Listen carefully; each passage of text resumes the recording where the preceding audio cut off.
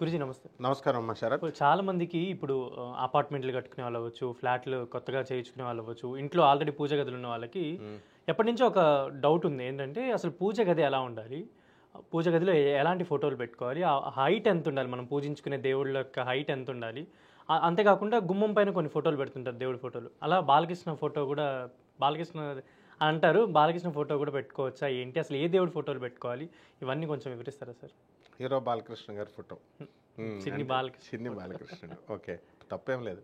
Hero Balakrishna గారిది పెట్టచ్చు, నాగార్జున గారిది కూడా పెట్టచ్చు. మనం అడగకుండానే చాలామంది అపార్ట్మెంట్స్లో సినీ అభిమానులు ఉంటారు, వాళ్ళ ఫోటోలు ఎలాగో ఉంటాయి. అయితే ఇక్కడ ముఖ్యంగా మనం తెలుసుకోవాల్సింది ఏంటంటే పూజా గది. ఎవరింటికన్నా వెళ్ళినా, మన ఇళ్లలోకి వచ్చినా అన్నిటికంటే పెద్ద గది ఏది ఉంటుంది? Bedroom, master bedroom. అంటే యజమాని ఇంట్లో పడుకోవాలి కాబట్టి అతనికి మంచిగా అన్ని పెద్దగా సైజులు 12x11 ఇలా రకరకాలుగా పెట్టుకుంటారు. ఆ తర్వాత చిల్డ్రన్ బెడ్రూమ్లో సైజులు తగ్గుకుంటా వస్తాయి, బాగుంది. అన్నిటికంటే అత్యంత చిన్న గది ఎవరిది? దేవుడి గది అనమాట. అంటే double bedroom, triple bedroom, 4 bedded room, villas ఇవన్నీ డబ్బులు ఇమ్మనేది ఇచ్చేది దేవుడు, కానీ దేవుడికి మాత్రం చిన్న గది కడతాం, పెద్ద గదులు మనం కడతాం. కాబట్టి చిన్న గదిలో పెట్టినప్పుడు పెద్ద పెద్ద ఫోటోలు ఎందుకు పెట్టాలి అంటే, చాలామంది చూడు పెద్ద పెద్ద ఫోటోలు పెడతారు. ఎందుకు? కొంచెం పిక్చర్ బాగా కనబడుతుంది అని. నెక్స్ట్ చాలా ఫోటోలు ఎక్కువ పెడతారు, లైన్ కట్టి రకరకాల దేవుళ్ళు. అందువలన ఎక్కువ దేవుళ్ళని పెట్టకూడదు. ఒకే ఒక్క దేవుడు, బ్రహ్మ పదార్థం అంతా ఒక్కటే కాబట్టి ఒకే ఒక్క దేవుడి ఫోటో సరిపోద్ది. అలాంటప్పుడు మళ్ళీ నువ్వు అడగొచ్చు, ఏమంటే మరి ఫస్ట్ ఏమో వినాయకుడిని అన్నారండి, ఆ తర్వాత ఏమో ఇష్టదైవం, కులదైవం, ఇలా రకరకాలు వస్తాయి కదా అని. అందువల్లనే మినిమం ఏంటంటే 2-3 చిన్న విగ్రహాలు లేకపోతే ఫోటోలో పెట్టుకోవడం బాగుంది. అయితే గది నిండా విగ్రహాలు పెట్టేసాం అనుకో, అట్లా తోముకోవడంతోనే సరిపోతుంది. మొత్తం అలసిపోతాం, డైలీ తోముకోవాలా, అలసిపోతాం, పడుకునిపోతాం, ఇక చదివేది ఉండదు స్తోత్రాలు. కాబట్టి ఎంత మినిమం, ఎంత తక్కువ విగ్రహాలు ఉంటే అంత మంచిది, ఫస్ట్ పాయింట్. రెండోది, ఫోటోలు కానీ ఇవి కానీ పెద్ద పెద్దవి పెట్టాల్సినటువంటి అవసరం లేదు. విగ్రహము అనేది అంగుష్టం పరిమాణం, అంటే మన యొక్క బొటని వేలు ఉంది కదా, ఆ బొటని వేలు కంటే చిన్న సైజు విగ్రహాలు మాత్రం పెట్టుకోవాలి. అంతకంటే పెద్దవి పెట్టినప్పుడు నువ్వు bigger the size of the Idol, greater should be the నైవేద్యం. ఎక్కువ కుంభాలు నైవేద్యాలు పెట్టాలి. ఎక్కువ పెద్ద విగ్రహాలు పెట్టినప్పుడు అనుష్ఠానం పెరుగుతుంది, మంత్రానుష్ఠానం ఎక్కువ చేయాలి. కాబట్టి విగ్రహము కాదు మెయిన్గా మనకు కావాల్సింది, ఆ విగ్రహంలో ఉన్నటువంటి చైతన్యాన్ని చూడాలి. స్వామి వివేకానంద రామకృష్ణ పరమహంసుల వారిని ఏమడుగుతాడంటే, దేవుడు ఎక్కడున్నాడు అని అంటే, దేవుడు ఎక్కడున్నాడు అంటాడేంటి ఆయన అని చెప్పేసి, గొళ్ళల్లో కంచాలలో దగ్గర నుంచి మంచాల వరకు మొత్తం అంతా దేవుడే, గడ్డి దగ్గర నుంచి ఆకాశంలో ఉన్న స్టార్స్ వరకు దేవుడే అంటే ఏంటి ఇలా పిచ్చి పిచ్చిగా మాట్లాడుతున్నాడు ఇతను రామకృష్ణ పరమహంస అంటాడు స్టూడెంట్ ఏజ్లో వివేకానందుడు. ఆ తర్వాత ఏంటి గుళ్ళల్లో ఉండేదేంటి, రాళ్ళు మాత్రమే అవి, పాషాణం అంటాడు. అప్పుడు రామకృష్ణ పరమహంసుల వారి ప్రధాన శిష్యుడు ఇంకొక ఆయన ఉంటాడు, బెంగాలీ ఆయన. ఆయన ఏమంటాడంటే, రాళ్ళు కూడా చైతన్యంలో ఒక భాగమే కదా అంటాడు. అనగానే అప్పుడు వెంటనే ఆయనకి రియలైజేషన్ కలుగుతుంది. ఆ తర్వాత ఇలా స్వామి వివేకానంద ఎంత కష్టపడతాడంటే, service to humanity is real service to God అని ఆయన తెగ కష్టపడుతూ భోజనాలకు కూడా, రామకృష్ణ పరమహంస వారి అవతారం చాలించేసిన తర్వాత భోజనాలు కూడా మానేస్తాడు. మానేసి కేర్ తీసుకోకుండా ఉంటే నీళ్లు తాగేసి మళ్ళీ సర్వీస్ అని వెళ్ళిపోతుంటే, శిష్యులు బ్రహ్మానంద మహారాజ్, ఆయన శ్రీకృష్ణుడు అంశగా అంటాము, స్వామి వివేకానందుడు శివుడు అవతారం అన్నమాట. ఠాకూర్ మహారాజ్ అంటే రామకృష్ణ పరమహంసని ఠాకూర్ అంటాం.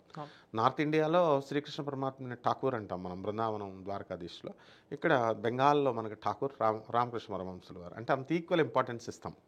అటువంటప్పుడు ఆయన ఏమంటాడంటే, ఈ యొక్క బ్రహ్మానంద మహారాజ్ ఏమంటాడు, మరి అన్నం తినకపోతే పాడవుతుంది అని వీళ్ళంతా భక్తులు అంటారు. అంటే అంత డెడికేషన్ కావాలి అక్కడ. అటువంటి స్వామి వివేకానంద రాళ్ళల్లో కూడా చైతన్యాన్ని చూడమని చెప్పాడు. అదేవిధంగా మనం కూడా ఫోటోలు మాత్రమే ఎన్ని పెట్టుకున్నా వేస్ట్, ఫోటోలలో చైతన్యం చూడాలి. ఫోటో యొక్క విలువ తెలిసినప్పుడే మనం ఫోటో పెట్టుకోవాలి. ఫోటో యొక్క విలువ ఏంటి? ఇప్పుడు వెంకటేశ్వర స్వామి ఫోటో పెట్టుకున్నాం, ఏదో క్యాజువల్ వెంకటేశ్వర స్వామి కదా అని పెట్టేసుకుని ఇలా తుడిచేసి పెట్టేస్తాం. అట్లా కాదు. అసలు దానికి ఉన్న విలువ స్వామి వివేకానందుల వారు తెలియజెప్తారు.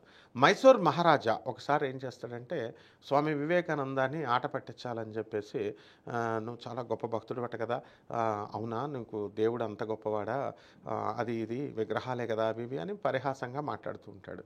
అయితే ఆయన ఏమంటాడు, ఈ విగ్రహం ఎవరిది అని అడుగుతాడు. ఆ మైసూర్ మహారాజా వాళ్ళ ఫాదర్ది. అయితే దాని మీద ఉమ్మేయమంటాడు. ఎవరు? మహారాజుని. ఏం మాట్లాడుతున్నావా వివేకానంద నువ్వు, వాళ్ళ అబ్బాయిని మొహం మీద ఫోటోయే కదా మరి అంటాడు. ఫోటోయే కదా, వేసేయి మరి. అయితే నువ్వు ఫోటోవే వేయినప్పుడు భగవంతుడి యొక్క మారు రూపము ఫోటో, అదనమాట. ఆ విధంగా ముందు ఫోటోలు పెట్టుకోవడం కాదు, ఆ దేవుడి యొక్క ప్రతిరూపము. అంటే మీ నాన్న బతుకున్నప్పుడు ఆయన ప్రతిరూపం ఈ ఫోటో. ఈ ఫోటోలో ఎలా చూస్తాం మనం? దాని మీద ఉమ్మ ఎందుకు వేయం? అమ్మో మా నాన్న మీద పడుతుందేమో అని. ఆ విధంగా మనం అర్పించేటటువంటి పూజ, ఈ యొక్క నైవేద్యాలు ఇవన్నీ కూడా ఖచ్చితంగా భగవంతుడికి చేరతాయి. ఆ భావన వచ్చినప్పుడు మాత్రమే ఈ ఫోటోలు యొక్క విలువ ఉంటుంది. కాబట్టి ఒక్క ఫోటో పెట్టుకుంటే సరిపోతుంది. అండ్ విగ్రహాలు పెట్టుకునేటటువంటి వాళ్ళు చిన్న విగ్రహం పెట్టుకుంటే, ఒక్క విగ్రహం పెట్టుకుంటే చాలు. ఇప్పుడు ట్రెండింగ్ దేవతలు వచ్చారు, ప్రత్యంగిర అమ్మవారు, వారాహి అని. ఆ విగ్రహాలు 5,000 రూపాయలు, 20,000 రూపాయలు కూడా అమ్మేస్తున్నారు. ఎందుకంటే దొరకట్లేదు కాబట్టి ప్రత్యంగిర. సో అలా కష్టపడకుండా ఏ విగ్రహమైనా ఏదైనా సరే ఒకటే దేవత, బ్రహ్మ పదార్థం ఒకటే అన్న భావనతో చేసుకుంటే సరిపోతుంది. ఆ చేసేటటువంటిది శ్రద్ధ, సబూరి. షిరిడి సాయినాథుడు చెప్పినట్టుగా శ్రద్ధతో చేయాలా, పేషెన్స్తో చేయాలా. ఎంత హైట్ వరకు ఉండొచ్చు పూజ గది? బటన వేలు అంతే. విగ్రహం అయితే బటన వేలు. మనము ఈ యొక్క పూజ గదిలో మండపాలు కొంచెం పెడుతుంటారు కదా, అలా ఎంత హైట్ వరకు ఉండొచ్చు?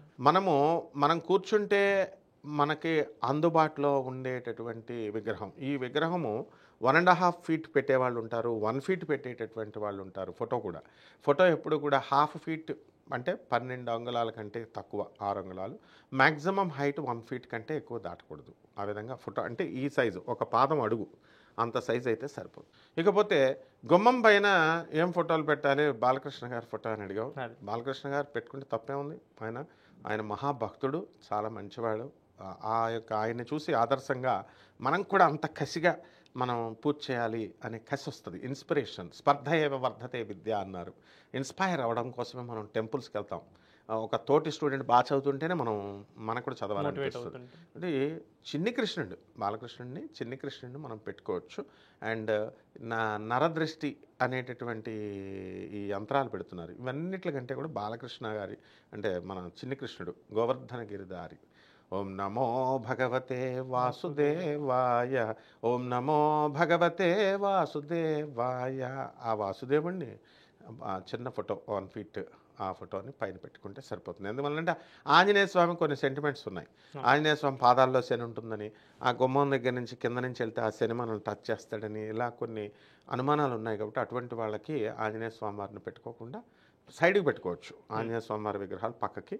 బట్ మనం క్రింద నుంచి వెళ్ళేటప్పుడు చిన్ని కృష్ణుని యొక్క పాదాలు మనకు తగిలితే, యమున ఏం చేసిందంటే శ్రీకృష్ణ పరమాత్మ పుట్టి తట్టలో తీసుకెళ్తుంటే ఆయన పాదాలను తాకాలని చెప్పి ఉరకలు వేస్తూ ఆయన పాదాలను తాకింది. కాబట్టి పరమపదమైనటువంటి ఆ శ్రీకృష్ణ పరమాత్మ యొక్క చరణార విందాలు కనుక మన తల మీద తగిలితే మనకు మోక్షమే ఆటోమేటిక్గా. కాబట్టి చిన్ని కృష్ణుడిని, బాలకృష్ణుడిని పెట్టుకుంటే సరిపోతుంది. ధన్యవాదాలు.